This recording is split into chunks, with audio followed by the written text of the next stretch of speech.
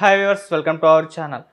So ఇక్కడ TDP and Janasena ఈ రెండు పార్టీలు కూడా పొత్తు ఏర్పాటు చేసుకున్నాయి. అయితే ఇప్పుడు ఈ కూటమి అటు బీజేపీ పార్టీతో పొత్తు ఏర్పాటు చేసుకోవడానికి సిద్ధంగా ఉన్న బీజేపీ మాత్రం మౌనంగానే ఉంది. అయితే ఇప్పుడు షర్మిల గారు కాంగ్రెస్ పార్టీలో చేరబోతున్నారు. సో కాంగ్రెస్ పార్టీకి పూర్వవైభవం రాబోతుంది. సో మరి కాంగ్రెస్ పార్టీతో పొత్తు ఏమన్నా ఏర్పాటు చేసుకుంటారన్న రూమర్స్ అయితే కూడా క్రియేట్ అయ్యాయి. మరి ఇప్పుడు ఈ కూటమి బీజేపీతో వెళ్తుందా లేకుంటే కాంగ్రెస్ పార్టీతో వెళ్తుందా? సో ఈ అంశం మీద డిస్కస్ చేయడానికి ప్రజెంట్ మనతో పాటు సీనియర్ జర్నలిస్ట్ జగదేవ్ గారు ఉన్నారు. వారితో ఒకసారి డిస్కస్ చేద్దాం. సార్ నమస్కారం. సార్, టీడీపీ అండ్ జనసేన ఈ కూటమి మరి బీజేపీ పార్టీతో వెళ్తుందా కాంగ్రెస్ పార్టీతో వెళ్తుందా? అంటే బీజేపీ అయితే ఇప్పటివరకు ఏం ఖరారు చేయలేదు, మౌనమే వహిస్తుంది. సో మరి కాంగ్రెస్ పార్టీ అటు షర్మిల గారి చేరికతో కాస్త స్ట్రాంగ్గా మారుతుంది కాబట్టి అక్కడ వైపు చూసే ఛాన్స్ ఏమైనా ఉందా sir? TDP Janasena already alliance అయిపోయి, బట్ తెలంగాణలో బీజేపీతో జనసేన పొత్తు పెట్టుకుంది కాబట్టి అది కూడా పవన్ కళ్యాణ్ గారికి ప్రాధాన్యత కల్పించారు కదా బీజేపీ వాళ్ళు. ఎందుకంటే నరేంద్ర మోడీ గారు కూడా మేరే సాత్ పవన్ హై అనుకుని కూడా మాట్లాడారు కదా.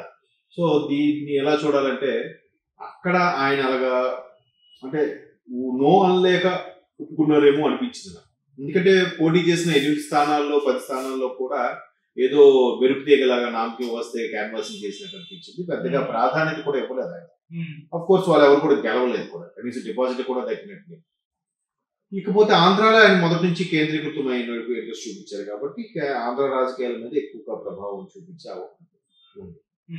అయితే ఇక్కడ జనసేన వేసే అడుగు ఎలా ఆలోచిస్తున్నారంటే మళ్ళీ సెంటర్లో బీజేపీ వస్తే రేపు పొద్దున మనకు అవసరం ఆంధ్రాకి స్పెషల్ స్టేటస్ విషయం కానీ స్పెషల్ ప్యాకేజ్ విషయం కానీ కొన్ని రకాల ప్రాజెక్టుల విషయం కానీ అవసరం ఉంటుంది కాబట్టి ఆయన ఇంకా అలా సయోధ్య మెయింటైన్ చేస్తున్నారు.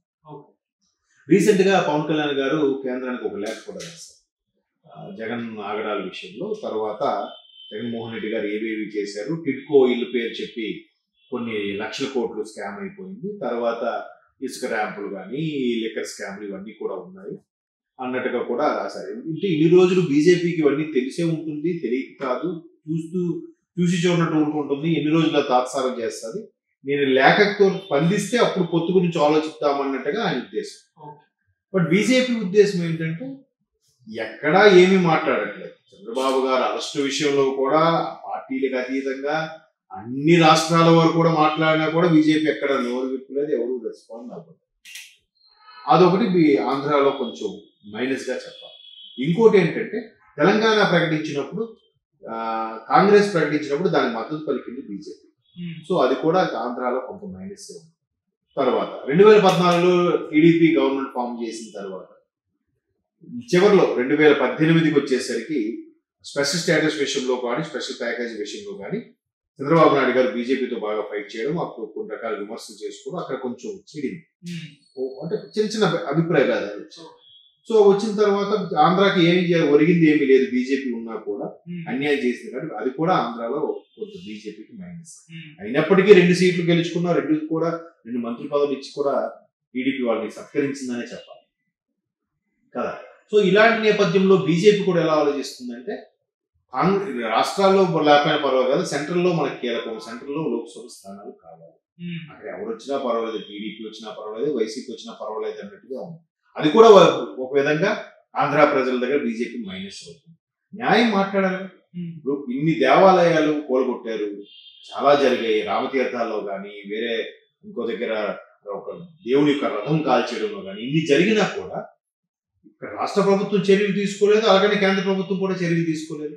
ఇప్పుడు హిందుత్వానికి కానీ కొమ్ము కాసే బీజేపీ రేపు పొద్దున మనం అయోధ్య రామ మందిరం నిర్మించుకొని అంత బాగా సెలబ్రేట్ చేసుకుని 22న అంత గ్రాండ్ గా ఇనాగ్రేట్ చేయబోతున్నాం. ఆ రోజు నిజంగా మనకు దీపావళి అని చెప్పాలి దేశానికి, అంత దీపావళిగా చేసుకోవాలని కూడా ఆల్రెడీ బీజేపీ పిలుపునిచ్చింది కదా ప్రధానమంత్రి నరేంద్ర మోడీ కూడా. మరి అటువంటిది ఇది ఇక్కడ టీటీడీకి ఎంత కూడా చాలా అన్యాయం జరుగుతుంది. ఫుడ్ విషయంలో కానీ క్యూ లైన్ లో ఉన్నప్పుడు వాళ్ళు కనీసం చంటి పిల్లలకి పాలు, టిఫిన్లు, ఉప్మాలు ఇవ్వడం అవన్నీ చేసేవాళ్ళు, ఏం చేయట్లేదు కదా.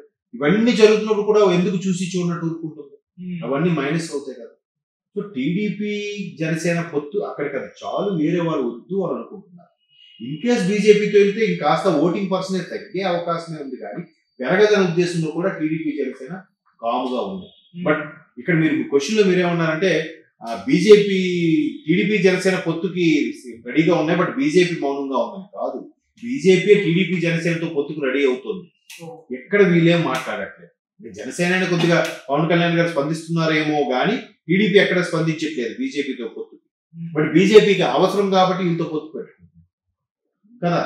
మరి నిజంగా అన్నిటికీ రెస్పాండ్ అయ్యి లేదు కేంద్రంలో వాళ్ళు ఉన్నారు, ఇది జరిగేది అన్యాయం అని అనుంటే బాగుంటుందేమో.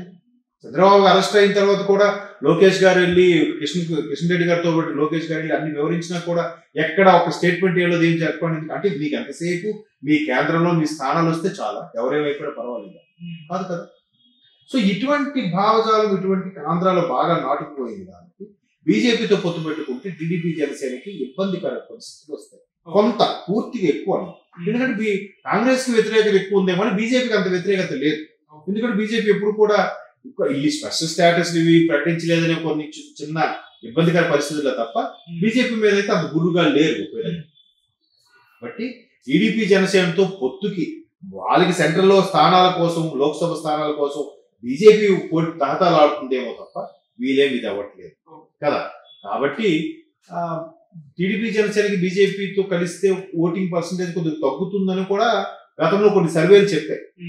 సో దాన్ని దృష్టిలో పెట్టుకుని కూడా టీడీపీ జనసేన వరకు చాలు, ప్రభుత్వ వ్యతిరేకత మేమే గవర్నమెంట్ ఫామ్ చేస్తాం.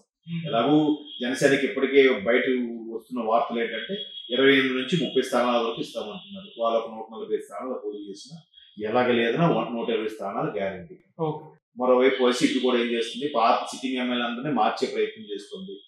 ప్రభుత్వ వ్యతిరేకత ఉన్నప్పుడు ఎమ్మెల్యేలు మార్చే గెలుస్తారు గ్యారంటీ ఏముంది.